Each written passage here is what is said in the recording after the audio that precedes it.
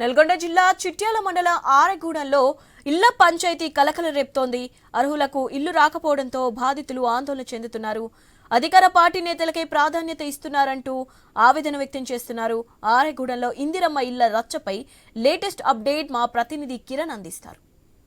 ఇందిరమ్మ ఇళ్ల లబ్ధిదారుల ఎంపికలో అవకతవకలు జరిగాయని నిదర్శనంగా ఈ చిట్యాల మండలం ఆరెగూడెం గ్రామం పరిస్థితిని చూస్తే అర్థమవుతుంది. ఈ గ్రామంలో అర్హులను పక్కన పెట్టి అనర్హులకు ఇల్లు ఇచ్చారని కూడా ఇక్కడ ఉన్నటువంటి బాధితులు అయితే ఆందోళన వ్యక్తం చేస్తూ ఉన్నారు. మనం చూసుకోవచ్చు, ఒక బాధితురాలు ఇల్లు చూడొచ్చు. వర్షం పడితే మాత్రం ఇలా పట్టా కప్పుకొని రక్షణగా కప్పుకుంటారు.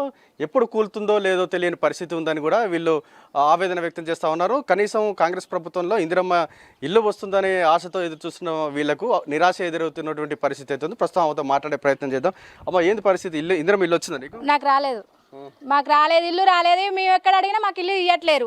మరి ఉందా వస్తుందా అది కూడా తెలుస్తలే మాకు. మరి అన్ని ఉన్నోళ్ళకి వచ్చినాయి, మాకు మొత్తమే రావట్లేదు. మరి ఉన్నోళ్ళకి అన్ని తీర్లు 4 ఎకరాలు 5 ఎకరాలు 10 ఎకరాలు భూన్నోళ్ళకి అన్ని తీర్లు వస్తున్నాయి, మాకు ఎందుకు రావట్లేదని? రోడ్ అన్నిట్లో వచ్చినాయి. మాకు గవర్నమెంట్ సొమ్ముకి ఇంత కూడా చెల్లట్లేదు. మరి ఎంత మీ గ్రామంలో అర్హులకు వచ్చినాయా? అందరికి వచ్చినాయి. 8 మందికి 9 12 మందికి 14 మందికి వచ్చినాయి ఇండ్లు. ఉన్నోళ్ళకి కూడా వచ్చినాయి. ఒకరికి భూములు ఉన్నాయి, అన్ని తీర్లు ఉన్నాయి. అంటే నీ పేరు ఎందుకు తీసేసిరమ్మా? ఎవరు చెప్పిరో మరి, లిస్ట్ లో తీసేసిరా ఎవరని కొట్టేసి ఇప్పించిరా తెలియదు మాకు. అది వచ్చింది అన్నారు ఫస్ట్ పేరు, ఇంకా తీసేసిరు పేరు. మరి ఎట్లా పోయింది ఏం కాదని మేము అడితే ఎవరు సమాధానం చెప్తలేరు. మా అత్త మామ కూడా కాంగ్రెస్ పార్టీలో తిరిగిరు, చిన్నప్పటి నుంచి కూడా అల్లనే తిరిగిరు, అల్లనే చేసిరు. ఇప్పుడు మాకు ఎందుకు వస్తలేదు ఏం కదా మాకు అది అర్థం కావట్లేదు. అంటే కాంగ్రెస్ పార్టీలో తిరుగుతూనే ఇల్లు ఇస్తామంటారా? ఎట్లా తిరగకుండా మేము తిరగలేము. మా అత్త మామ అల్లనే ఉన్నారు ఇన్ని రోజులు. వాళ్ళకున్న మాకు ఇవ్వాలి కదా. ఆ ప్రభుత్వం కూడా మాకు న్యాయం చేయట్లేదు అసలు. ఇన్ని రోజుల నుంచి వస్తుంది అని చూసినాం, రాలేదు. పోయి అడిగితే మీ లిస్ట్లో మీ పేరు రాలేదు, కొట్టేసారని చెప్పారు. కొట్టేసిన లోలాలు రావాలంతే. మాకేం లేదు, ఉంటుంది ఒక గుంట జాగ లేదు, ఒక భూమి కూడా ఇలా గవర్నమెంట్ మాకేం చెల్లట్లేదు. అంటే మీ గ్రామంలో ఇండ్లు ఉన్న వాళ్ళకి కూడా ఇండ్లు ఇచ్చినాం అని చెప్తున్నారు. మరి అధికారులపై అడిగిర్రా నాకు ఎందుకు ఇవ్వలేదని? అడిగినాం, అడిగితే కొట్టేసారు. పైనుంచే రాలేదు లిస్ట్ లో పేరు అని అంటారు. పైనుంచి ఎందుకు రాదు లిస్ట్? ఊర్లో ఆయం లేదు, పైనుంచి ఎందుకు రాదు లిస్ట్?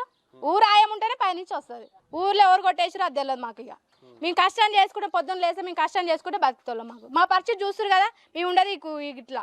మరి ఉన్న తీర్లు అన్ని తీర్లు వాళ్ళకి వచ్చినాయి. మాకెందుకు చెల్లట్లేదు గవర్నమెంట్ సొమ్ము? మరి ఎందుకు చెల్లట్లేదు? అది మాకు కావాల్సింది. చెప్పేటోళ్ళు ఎవరో అది ఎవరు మాకు ఇస్తారా? ఎరా వస్తేనేమో మాకు రావాలి, లేకపోతే ఊళ్ళో ఇండ్లు కూడా రావద్దు. అన్నిటికన్నీ క్యాన్సల్ కావాలి.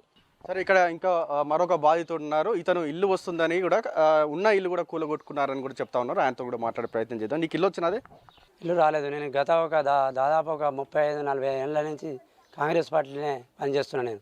అయితే నిర్ణయాల వచ్చి రాకపోయినా వాళ్ళకు కూడా ఇల్లు వచ్చింది, కానీ నా ఇల్లు రాలేదు. ఫస్ట్ లిస్టులో 2 లిస్టులో కూడా నా ఇల్లు వచ్చిందని సెక్రటరీ మేడం కూడా చెప్పింది. ఇల్లు రాలేదని లాస్ట్ మూమెంట్లో తెల్లారితే నగరికల్లో మీటింగ్ పెడతారు, పేపర్లు ఇస్తారు అనగా నాకు ఇల్లు రాలేదని చెప్పేసారు. అంటే మీ గ్రామంలో ఇల్లు ఉన్న వాళ్ళకి ఇల్లు వచ్చినాయా? ఇల్లు ఉన్న వాళ్ళకు 2-3 వచ్చినాయి అంతే. మిగతా వాళ్ళకు ఇల్లు లేని వాళ్ళకి వచ్చినాయి. మరి అడిగితే ఏమని చెప్పారు?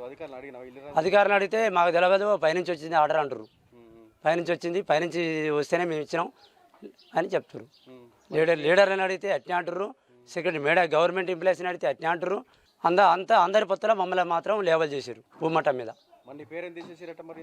పైనుంచి వచ్చిందట ఆర్డరు, పైనుంచి వచ్చిందట. పైనుంచి అంటే ఎక్కడి నుంచి రావచ్చు? పైన ఆకాశ రామన్న రాసేసిందా, లేకపోతే మేడం రాయకుండా ఊళ్ళో లీడర్ రాయకుండా వాళ్ళు రాస్తేనే కదా వచ్చేది మనకు, లేకపోతే ఎట్లా వస్తుంది? 2 సార్లు వచ్చి 3వ సారి కొట్టేయడమేందని అది పరిస్థితి మాది. సో ఇది చిట్యాల మండలం ఆరెగూడెం గ్రామంలో పైరవీకారులకే ప్రాధాన్యత ఇస్తున్నారని బాధితులు చెప్తా ఉన్నారు. వీళ్ళు ఎంతో కాలంగా కూడా తమకు ఇందిరమ్మ ఇల్లు మంజూరు అవుతుందని ఆశతో ఎదురు చూస్తున్నారు. కానీ ఇక్కడ 2 ఇండ్లు 3 ఇండ్లు ఉన్న వారికి అర్హులుగా ప్రకటించి ఇల్లు లేని నిరుపేదలు మాత్రం అనర్హులుగా ప్రకటించారని కూడా వీళ్ళు ఆవేదన వ్యక్తం చేస్తూ ఉన్నారు. కెమెరామెన్ రాజుతో కిరణ్ ఐనస్, ఆరెగూడెం నుంచి.